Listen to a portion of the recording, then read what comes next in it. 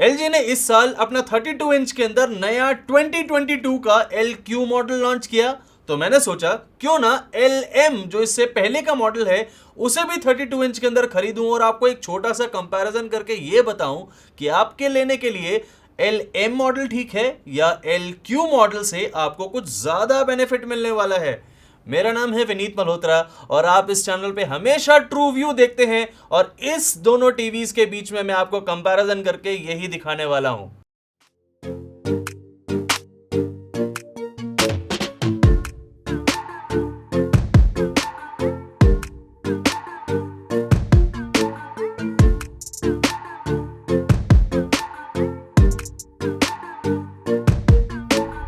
First things first, आप एक true view देख रहे हैं क्योंकि इन दोनों ही टीवीज को मैंने खुद खरीदा है अमेजॉन से और LG ने इन्हें मुझे नहीं भेजा रिव्यू करने के लिए। मैं इन दोनों ही टीवीज के प्रोज एंड कॉन्स आपको डिटेल में बताऊंगा इस वीडियो में। आपको माइन्यूट से माइन्यूट डिटेल्स नोटिस करके बताऊंगा ताकि आप एक सही इन्फॉर्म्ड परचेज डिसीजन ले सकें इस वीडियो को देखने के बाद। लेकिन सबसे पहले हम बात करते हैं थोड़ी लुक्स के बारे में।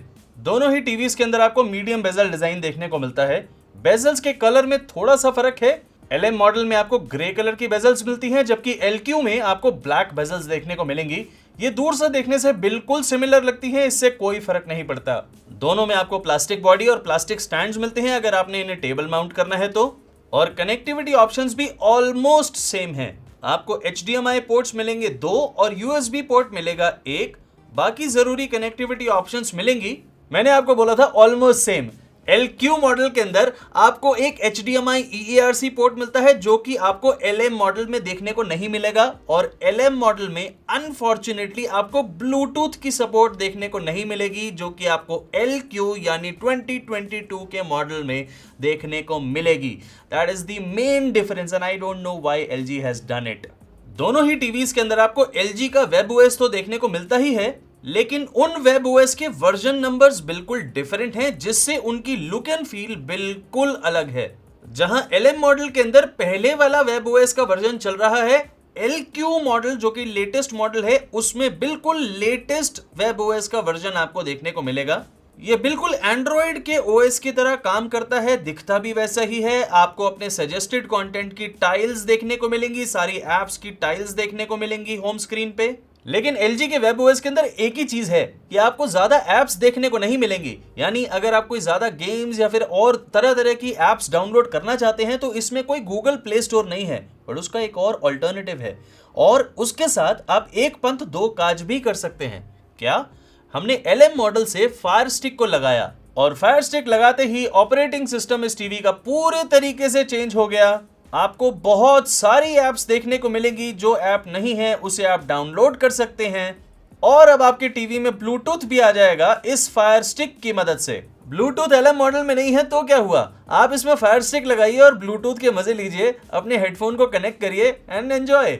एक और फर्क है दोनों ही टीवीज के अंदर कि आपको LM मॉडल के अंदर ये बेसिक रिमोट कंट्रोल देखने को मिलता है जो कि इंफ्रारेड रिमोट कंट्रोल है, लेकिन इसमें भी आपको नेटफ्लिक्स और प्राइम वीडियो की हॉटकीज देखने को मिलेंगी। लेकिन LQ मॉडल के अंदर आपको ये शानदार मैजिक रिमोट देखने को मिलता है जिसमें आपको Netflix, prime video, Disney Hotstar और एलेक्सा की कंट्रोल्स भी देखने को मिलेंगे, उनकी हॉटकीज भी देखने को मिलेंगी। और आप अगर एक बार मैजिक रिमोट यूज कर लेंगे तो उसके बाद कोई और रिमोट कंट्रोल यूज करना पसंद नहीं करेंगे। मार्क माय वर्ड्स, ये आलतू फालतू की बातें सारी हो गई, अब सीधा पैनल के ऊपर बढ़े। दोनों ही टीवीज के अंदर आपको IPS D-LED पैनल देखने को मिलता है। दोनों टीवीज के अंदर ऑलमोस्ट सिमिलर पैनल है। मैंने ऑलमोस्ट बोला, इसे ध्यान से सुनिए क्योंकि इस टीवी के अंदर आपको HDR10, HLG और HDR10 Pro की सपोर्ट देखने को मिलती है जबकि वो टीवी HDR10 की सपोर्ट के साथ आता है।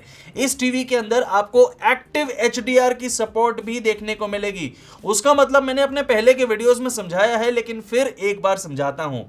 समझाने से पहले आप इन दोनों ही टीवीज की एक ही साथ एक ही टाइप के सीन के अंदर पिक्चर परफॉर्मेंस में फर्क देखिए। आपको कलर्स में जो फर्क दिख रहा है, आपको डिटेल्स जो कम दिख रही हैं LM मॉडल में और ज्यादा दिख रही हैं LQ मॉडल में, इसको ऑब्जर्व करने की कोशिश करिए। और ये फर्क है एक्टिव HDR का जो आपको इस टीवी में तो देखने को मिलता है लेकिन इस मॉडल में यानी LM मॉडल के अंदर नहीं।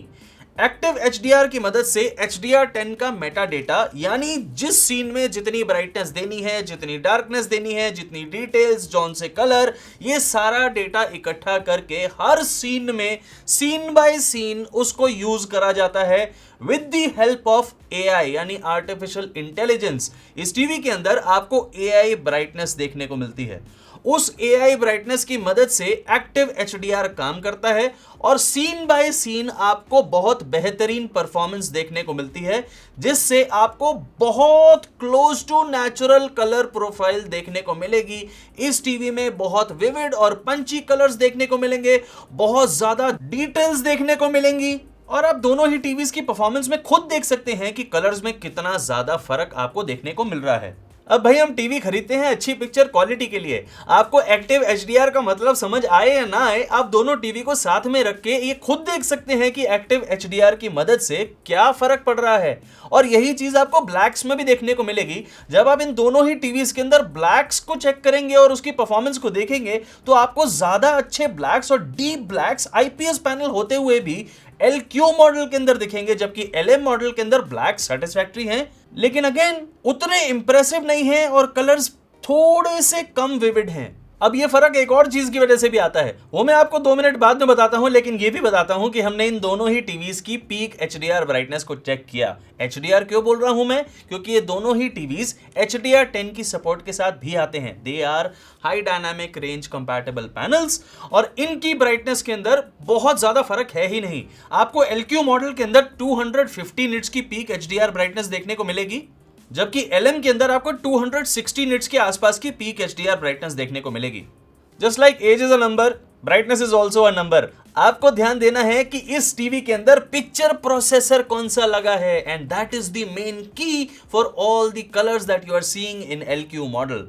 इस टीवी के अंदर अल्फा 5 जनरेशन 5 पिक्चर प्रोसेसर का यूज किया है। नहीं समझ में आया? कोई बात नहीं, ये LG के 2 साल पहले के OLED मॉडल में यानी 1 लाख रुपए के टीवी के मॉडल के अंदर यूज करा हुआ पिक्चर प्रोसेसर है।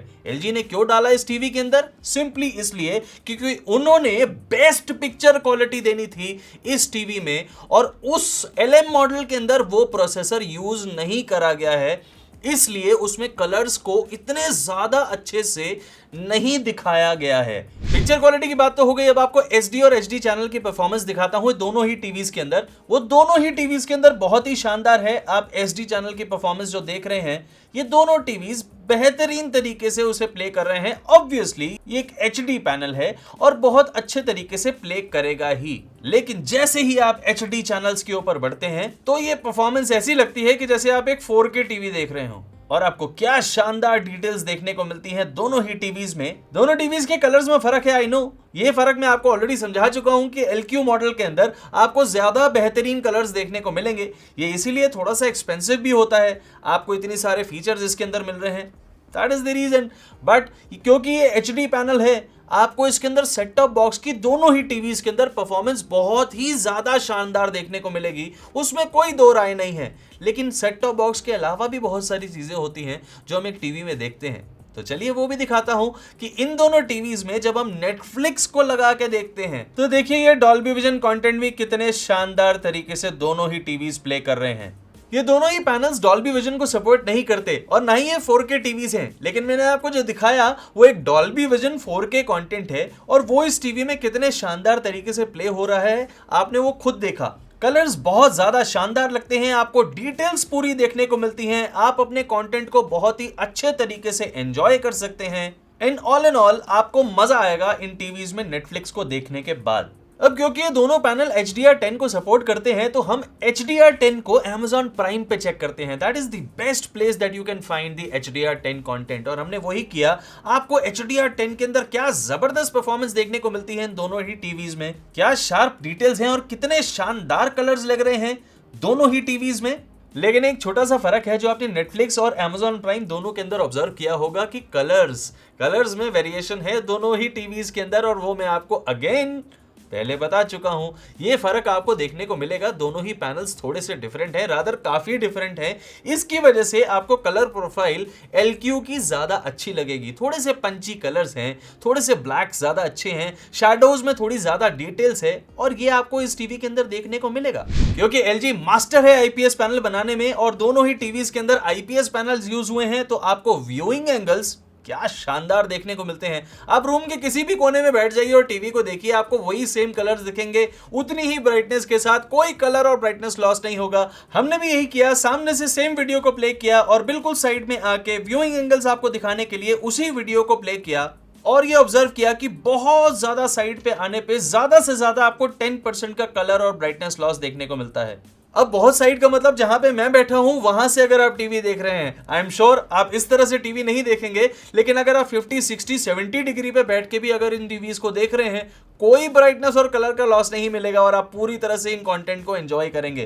कंटेंट से याद आया कि हमने एक USB पोर्ट इन दोनों ही टीवीज में जो मिलता है उससे अपस्केलिंग को भी चेक किया, यानी उसमें कंटेंट लगा के इन दोनों टीवीज में चेक किया और HD कंटेंट को जब हमने चलाया तो बहुत ही शानदार तरीके से इस टीवी ने उस कंटेंट को प्ले किया और 1080p के कंटेंट को बहुत ही बेहतरीन तरीके से ये दोनों ही टीवीज प्ले कर रहे हैं और किसी टाइप की हमें कोई प्रॉब्लम देखने को नहीं मिली।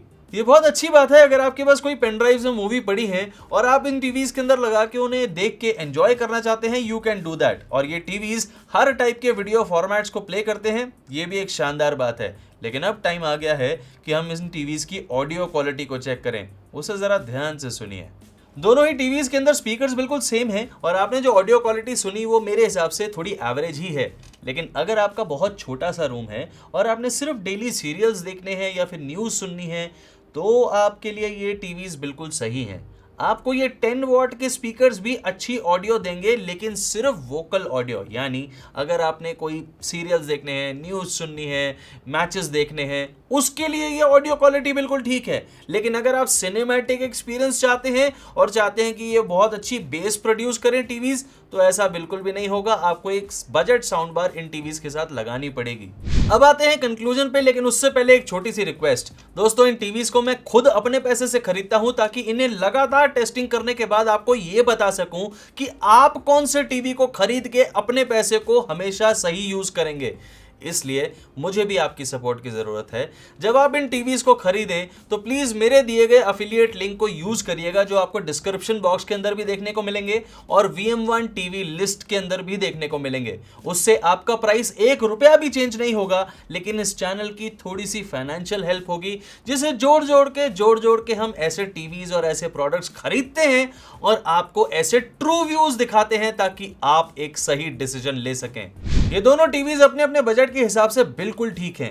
अगर कोई सेल नहीं चल रही तो आपको LM मॉडल देखने को मिलेगा अप्रोक्सीमेटली 15,000 रुपीज का और LQ मॉडल देखने को मिलेगा अप्रोक्सीमेटली 18 से 18,500 का, यानी 18,500 रुपए का।